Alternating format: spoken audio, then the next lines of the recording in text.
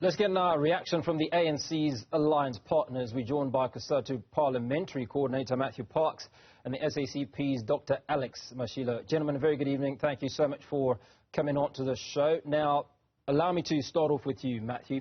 The ANC in KwaZulu-Natal expresses confidence in winning the upcoming elections. Now, as a representative of COSATU, what specific contributions and strategies does your organisation plan to bring to support the ANC's campaign in the province? Yeah.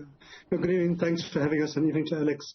Look, for our side, this issue really is a non-issue. The ANC is a big organisation, more than 1 million members. And if one person leaves, so be it. That's part of democracy. It's not something to lose sleep about. It's part of the election season where you'll see a lot of political theatrics, people forming new parties, left, right, and centre. Our relationship with the ANC and with the SACP is a relationship with organizations, about principles, about policies, about programs. That's what we're interested in. We're not interested in individuals. But I think to your question about what is our contribution as COSATU and our affiliates, is to go to each of our workplaces where our members work, whether it's at hospitals or at schools, whether it's at clothing factories or on farms or at construction sites or the mines, to engage with workers, to hear their grievances, to feed into the ANC's manifesto process, to explain what has government done, what has it done well, what has not done well, what are the plans of the movement of the alliance if we are returned to office in 2024, to improve the lives of workers, and of course to convince workers, to persuade their families, their communities to come out in the numbers to vote for the ANC. The ANC has done many good things since it's been in office in 1994. It's changed a lot of things. The fact that 60% of our budget is aimed at uplifting working class, poor communities. Those are huge achievements, but equally we do acknowledge there's been huge blunders too, and I think that's why we've been focusing as COSATU to try to assist government to address those issues, and when government has blundered, or the ANC has blundered, to hold them accountable. But for us, the ANC and the alliance with the SACP remains the only viable vehicle to improve the lives of working class communities. Now, Dr Mashilo, speaking for the SACP, you have in the past threatened to leave the alliance if certain things are not adhered to. Now, in that clip, I'm not sure if you heard from the ANC KZN Secretary, Umkhonto, but he suggests that the ANC is the same party that it's always been. But a number of ANC stalwarts, former President Jacob Zuma included, who's recently withdrawn his support of the ANC, have spoken about the gross irregularities, the levels of corruption, and that the ANC is a far cry from what it was many, many years ago. Thank you for the question. Firstly, let me indicate that we never threatened to leave the ANC. Our relationship with the ANC is not a relationship with a faction of the ANC. SACP members are ANC members in their own right, like other ANC members, and the SACP as an independent organization is in an alliance with the ANC.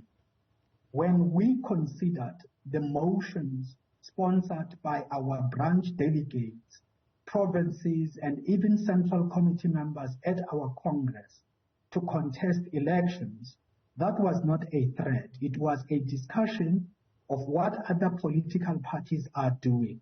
It was a discussion for the review of our electoral strategy to move with the times. And each time we have conducted an honest and frank review of the strategy and identified what needs to be done for this strategy to work very well.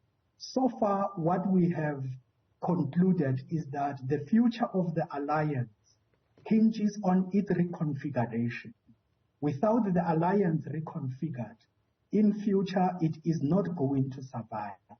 As a result, coming from our last Congress held in 2022 and our augmented Central Committee meeting held in March and April this year, we resolved that the reconfiguration of the alliance will be our electoral strategy to engage in the 2024 elections, while at the same time we are building a powerful socialist movement of the workers and poor, and at the same time also forging a popular left front, because not everybody on the left is a socialist, in as much as not every socialist is a communist.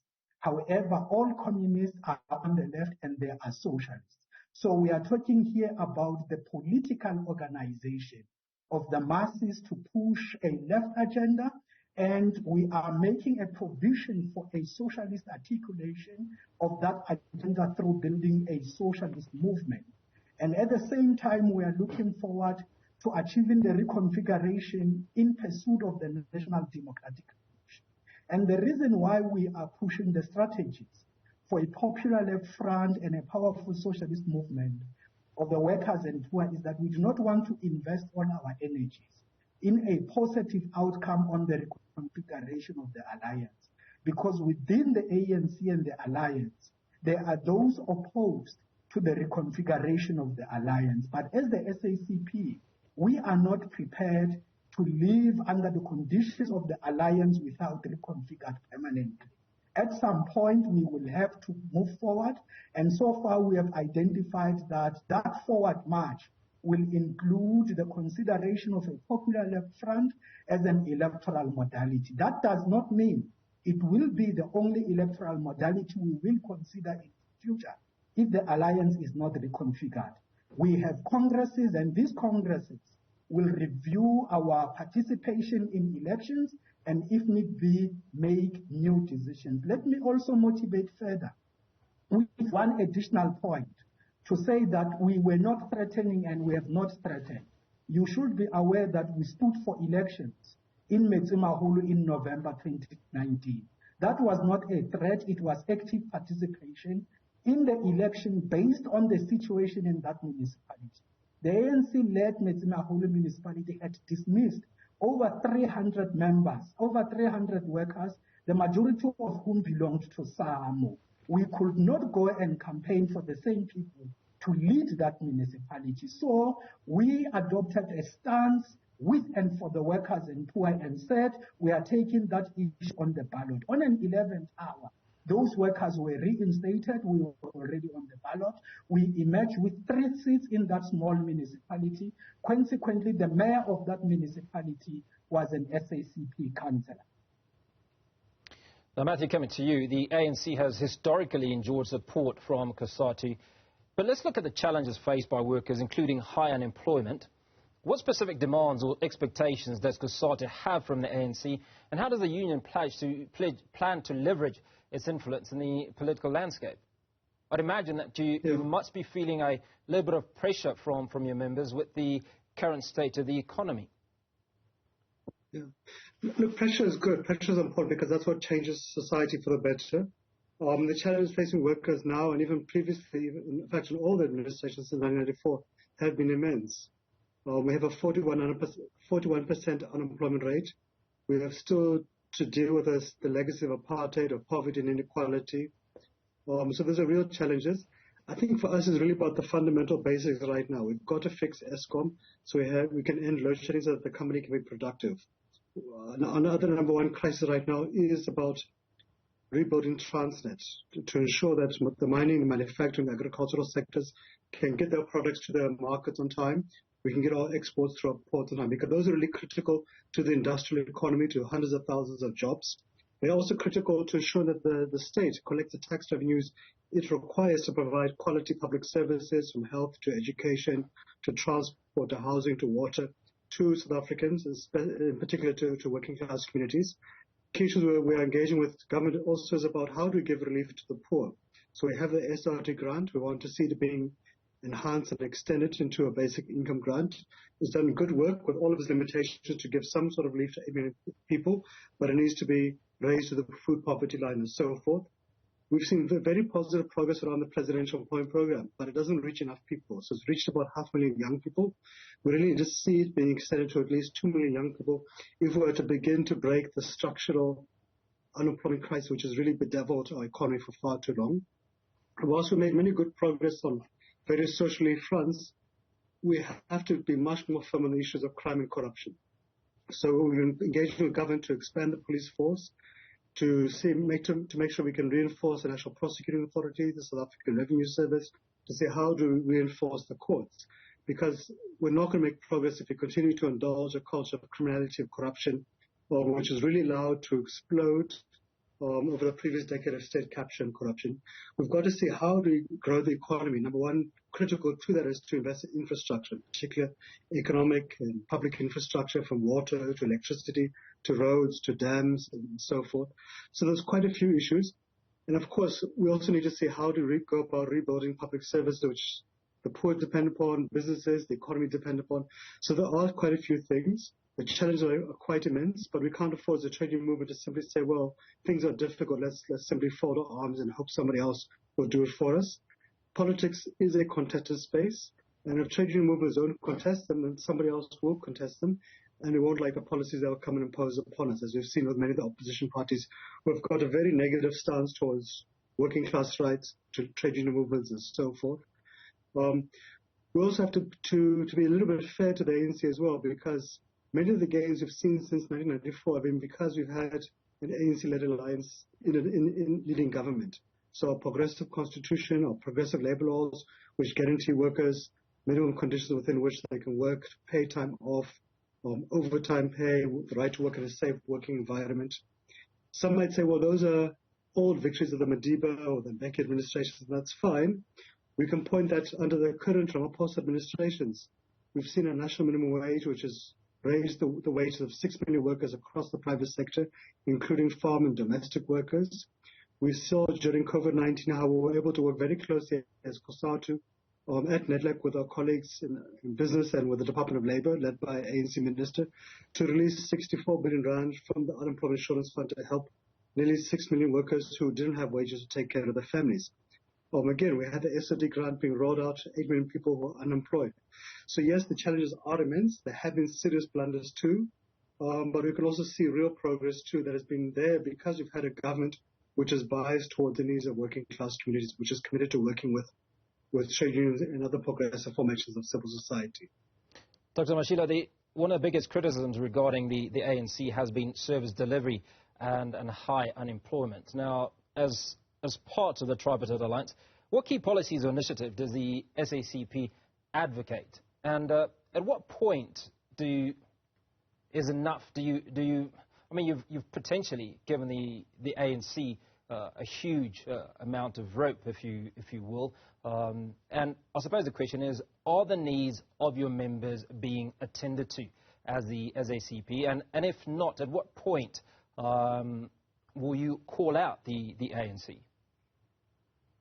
Thank you very much for that question. Just to make sure that we do not end this program without dealing with the question of brand and trademark management and governance. We attended the ANC's manifesto wrap-up on Friday, where the Secretary General Fikile Mbalula announced that the ANC has filed an objection with the IEC against the use of the name Umkhonto Wesizwe, because that name belongs to the ANC. Now, if you will recall, prior to the ANC establishing the MK, the SACP had already established its network of armed struggles across the country and carried out several operations. As Madiba says in his autobiography, Long Walk to Freedom, when the MK was established, it was not difficult because the SACP networks of armed struggles were converted into MK units. So the MK is a joint organization between the SACP and the ANC. This is why you had the likes of the General Secretary of the SACP, Joe Slovo, being the Chief of Staff and succeeded by the General Secretary of the SACP, Chris Hani. And both left that position when they took over the role of SACP General Secretary. They were both in the Central Committee and Politburo of the Communist Party. Now, from a brand governance and brand management, as well as trademark protection, we will support the objection filed by the ANC to the IEC, and we will support further legal action to be taken by the ANC to protect the name Umkhonto Wesizwe from being used from outside our movement. And I must say, that is not the only brand protection steps that need to be taken. If you have monitored the South African political party landscape over the past 5 to 6 years, individuals who lack courage in their own right just copy and paste the characteristics of the ANC logos, of late even of the SACP logos, and they adopt names revolving around the name of the ANC so that they can put their position on the ballot. We need to go deeper than the objection filed with the IEC and the legal steps that will be taken. We need to strengthen our brand management and governance as well as trademark protection so that no Dick, Tom and Harry plays around or next to our brands and trademarks in advancing their own agenda. People who have confidence in what they do will make use of their name, their colors, and their brands without playing next to our brands. So that will have to be a subject for discussion within the Alliance for COSATU, the SACP, the ANC, to strengthen their brand management strategies. Now, to revert to the question that you asked, a key point of dispute within the Alliance has been the direction of economic policy. For example, we fought and disagreed on the neoliberal policy called growth, employment and redistribution since 1996. The fundamentals imposed with GEAR have been in place. Where there has been willingness to bring about changes is in the microeconomic sphere or in the sectoral sphere, where constraints are identified with a view that if you address these constraints, the economy will flourish under the macroeconomic paradigm in 1996. We have seen this fail under the Accelerated Growth Initiative of South Africa, ASGISA, because ASGISA identified constraints in the microeconomic side or sectoral constraints, including the questions of skill, with a view that if you address those, they will thrive under the pre-existing macroeconomic paradigm. That macroeconomic paradigm included a shock therapy in which trade liberalization was advanced rapidly and even deeper than the WTO's bound tariff rates. And that is sitting in our economy. What did that do? It unleashed import penetration in our economy. If you were to look in your house or in your studio, let me take your house. Please, when you get home, open the refrigerator and tell me where it comes from. The micro oven, the stove. Look at the television that you use. The electronic sectors have been ruined by import surges. What enabled these import surges was rapid trade liberalization without support to domestic productive economy so that it could withstand global competition from areas where they could produce goods and export them cheaper so that when they arrive in those markets, they could knock off locally produced goods which are produced under conditions of inadequate support from trade and industrial policy. For so long as that is the case, the South African economy will continue to de-industrialize, right? So we need to sort out that. There are also two areas. I've just mentioned that as a seed policy issue. Two areas, fiscal policy as well as monetary policy. Let me take fiscal policy. The collapse of SOEs like Transnet, the collapse of SOEs like Eskom. If you go to the speech read by F.W. de Klerk, the last president of apartheid, when he unbanned the Communist Party, the ANC, and other political organizations, the fiscal policy that he outlined made it clear that the government is going to curtail state expenditure in state-owned enterprises, which de Klerk called parastatals. What happened under GEAR is that trajectory was continued instead of being discontinued. As a result, state-owned enterprises lacked adequate recapitalization. If you are not recapitalized, you cannot invest and modernize your productive capacity. So what happened is that their productive capacity, which was old, inherited from the apartheid days, became old and started breaking, like it is happening under Transnet and it is happening under Eskom. Eskom did not go down only because of state capture. It went down also because of lack of recapitalization. With Medupi and Kusile coming in 2007 and 2008 respectively, poorly designed, and until today, they were not completed because of lack of engineering capacity. Power generation infrastructure capacity in ESCOM, because there was no recapitalization to build new power stations. Sorry, Dr. Mashilo, so that when old power if you allow me to, age, there will be a replacement. Please. So those power stations have been breaking down. Now, we need to review the entire macroeconomic policy to turn around South Africa. There will be no amount of tinkering that will turn around the economy of South Africa. Dr. Mashilo, no policy space must be left untouched. If I might ask, Dr. Mashilo, where was the voice of the SACP in 2007 and 2009? In fact, where's it been over the last decade when these issues, when Transnet and ESCOM was crumbling? You will know by now. In fact, if you follow the SACP, you will not ask that question. You will know that these differences on policy direction sharpened and sharpened, with the SACP remaining consistent. Let me tell you, if I were to choose the years, if it was not of the anti-privatization campaign led by COSATU and the SACP, privatization would have gone wider than it happened. We managed to stop it. There are battles we fought and there are battles we have won.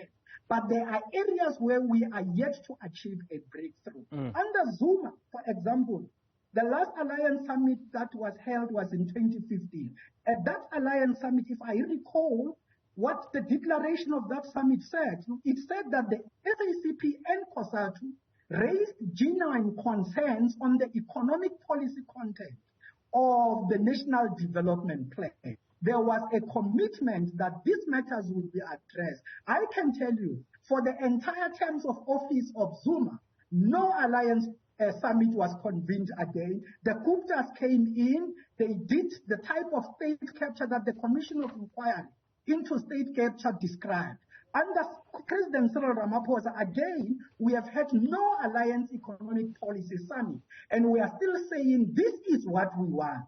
And this fact is very important for me to emphasize. If the alliance will continue without reconfiguration, with COSATU and the SACP calling for a fundamental shift in policy, should that policy not happen, and should the mechanisms of engagement, such as the Alliance Economic Policy Summit, not take place, eventually there will be no reason to continue with the alliance as it stands. That is why we are at the same time building a popular-led front and a socialist movement, while we are struggling to achieve the reconfiguration of the alliance. And by the way, we resolved that we are now upgrading our engagements on the reconfiguration of the alliance from talks between top 6 leaders in the Alliance Political Council into a matter of active struggle. We will report progress at our next Congress,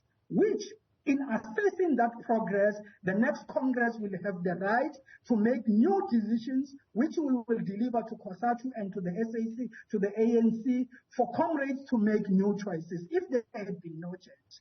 The reason why I have to emphasize this is that I want to underline the importance of reconfiguring this alliance, because without reconfiguration, there is no future.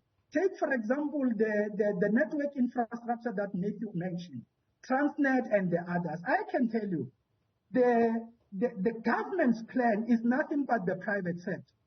So you can sum it up in 3 words, the private sector.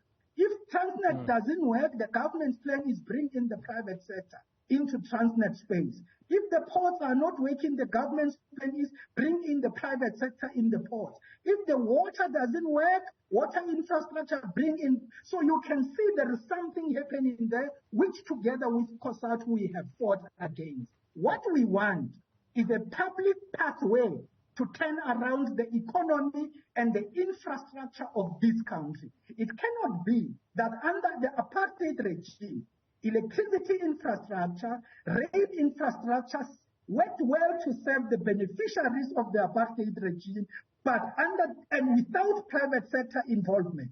But under the democratic dispensation, these things are collapsing to serve the beneficiaries of democracy, and that we are told the only answer is to go the private way. As the SACP, we do not agree. Dr. Mashilo, you've made your point and appreciate it. Matthew, as we wrap up, reconfiguration is something that is hot on Dr. Mashilo's mind. What is the position of COSATU as far as reconfiguration? And I suppose if the ANC is not hearing you as a COSATU? Yeah. No, look, we agree with the SACP. The lines need to be reconfigured. It has done well on many fronts. It's delivered the transformation of the state, huge deliveries on a social front to society, but there's also been real problems too. Time and again, we'll have make many progressive decisions as an alliance on different legislation and different policies, but you'll see those being delayed in government. So I think for us, it's critical that the alliance is reconfigured. Alliance partners are treated equally with each other. Yes, the ANC might be leading at the ballot box, but the alliance must be an alliance of equals. And the alliance must really be the center of political discourse, progressive political discourse for society and for government. And when the alliance drafts up an ANC manifesto and it drafts various legislation like the National Health Insurance Bill and so forth, it's critical then that those who are deployed to cabinet, to parliament, to provincial and local government, and so forth throughout the state, that they're held accountable for its implementation. Part of the frustration has been that we make decisions and then government fails to implement them. Government takes too long to deal with the issues. Parliament fails to pass progressive bills we've all agreed to. At times we've seen that bills which have been tabled to Parliament have been stuck there for 5 years, even longer than that. So I think for us is really we have these progressive laws, policies. We largely agree with each other on most issues, not all of the issues, as Alex has mentioned, but most issues. But the frustration often then comes that when colleagues in government who are deployed there on behalf of the ANC, on behalf of the alliance, fail then to take up the manifesto or the various mandates. So that for us is a huge problem. Society wants to see action. They don't want to see us just talking. We've agreed to massive public employment programs, yet we don't see government moving the speed, for example, on them, including many others. Matthew, that's where we're going to leave it. COSATU Parliamentary Coordinator Matthew Parks and the SACP's Dr. Alex Mashilo. Thanks for your time.